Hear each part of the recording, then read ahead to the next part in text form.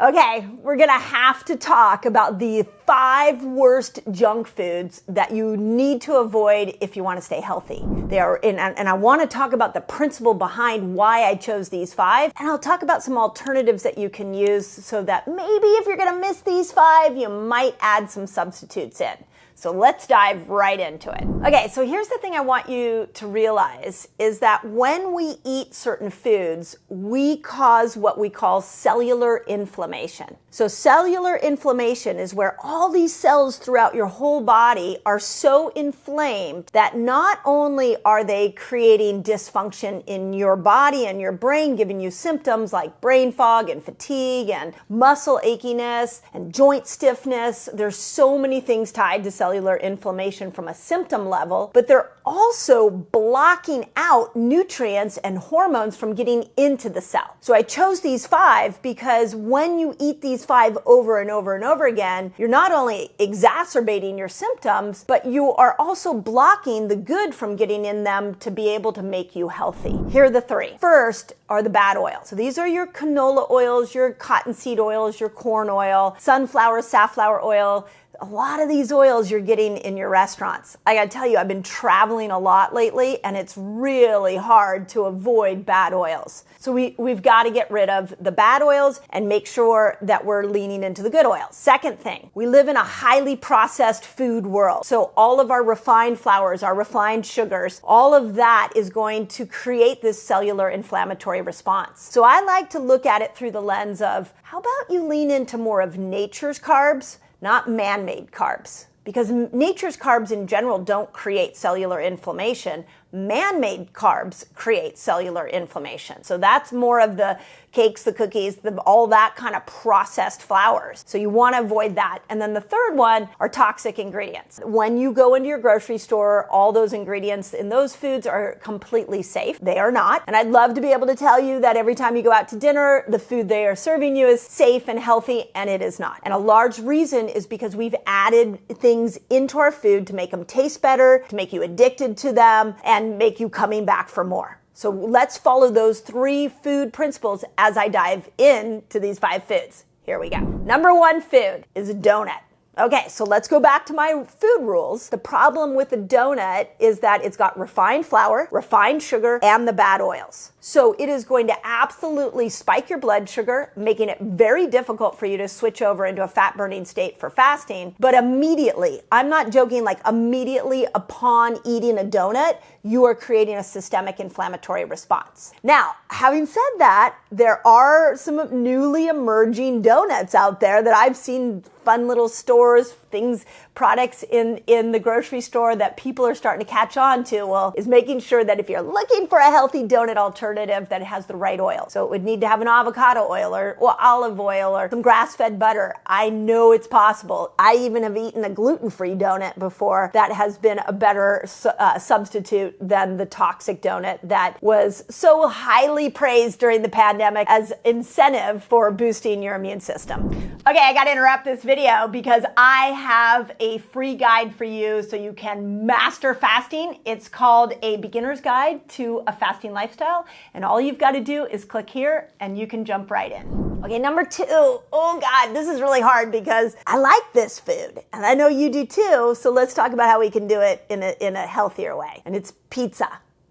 So here's the problem with pizza is that, again, we have the refined carbs. So it's a glycemic bomb. So you're just getting that elevation of blood sugar. And typically, if we don't put protein on top of that pizza, then what ends up happening is that it's just all a glycemic rush. So you've got, of course, you always want to make sure that you've got the grass-fed cheese. And I'm a big fan of raw cheeses. So I can tell you that at my house, what we do when we make pizza, it's gluten-free. I'm gluten-free, but not my whole family is. It's organic because a lot of the refined flours have glyphosate sprayed on them. And glyphosate's going to destroy your microbiome of your gut. So we'll do organic, gluten-free. We'll put some fun, exotic raw cheeses on it, goat's cheese, sheep's cheese, and then I put a ton of protein on it. My other thing to put on top of a slice of pizza is a little bit of arugula. Arugula, remember, fresh arugula helps support the liver. So that's number 2. Okay, number 3.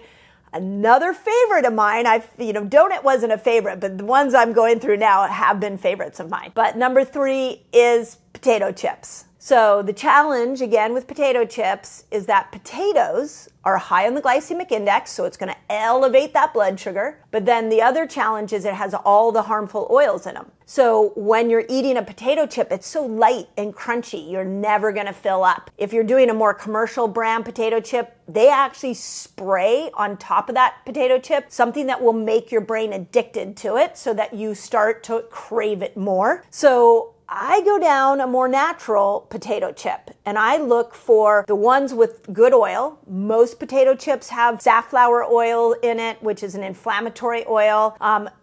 A lot of potato chips are emerging with some new healthy oils in them, like avocado oil and coconut oil. One of my favorite potato chips out there, and if you can find it, it's incredible, is a sweet potato chip with actually coconut oil. It was fried in coconut oil. And I have that at home. I'll sit down and eat a whole bag of that on a hormone feasting day when I want to bring up progesterone. And then I don't have to worry about it being a harmful inflammatory food. Okay, number 4. This is a toughie for those of you that are coffee hounds. I know this is a hard one.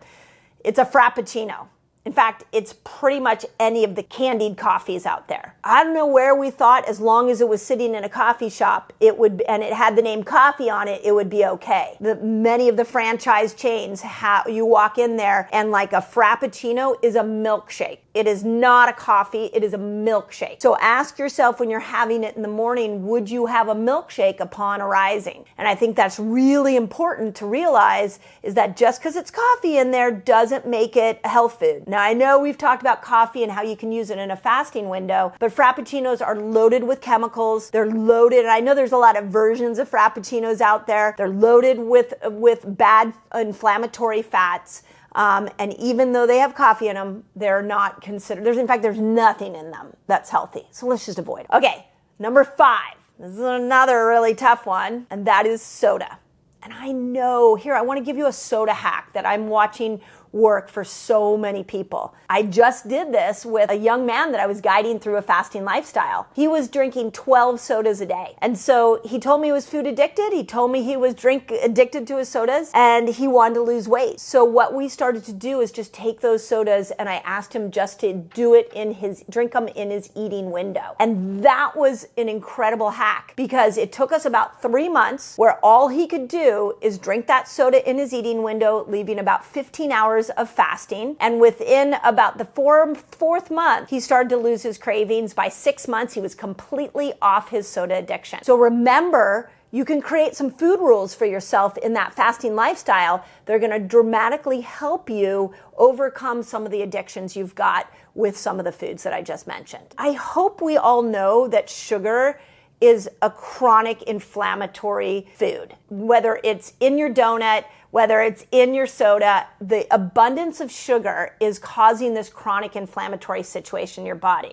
It's also giving you a dopamine hit, meaning that the dopamine hit's going to be so high that when you actually bounce back afterwards, you're going to feel so low. So with soda, you get this dopamine rush, you get the sugar bomb that causes a massive surge of sugar, and then there's a crash. And when the crash happens a couple hours later, what ends up happening is you go and crave it again. You're never going to drink a soda and have this mind go, oh, okay, I feel satisfied, I won't drink another one. Because soda with so much sugar creates a dopamine response, and dopamine is never, ever satisfied.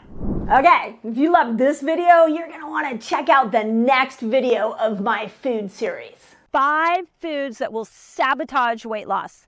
And they're going to surprise you. These are ones that you're probably doing thinking they're helping you lose weight.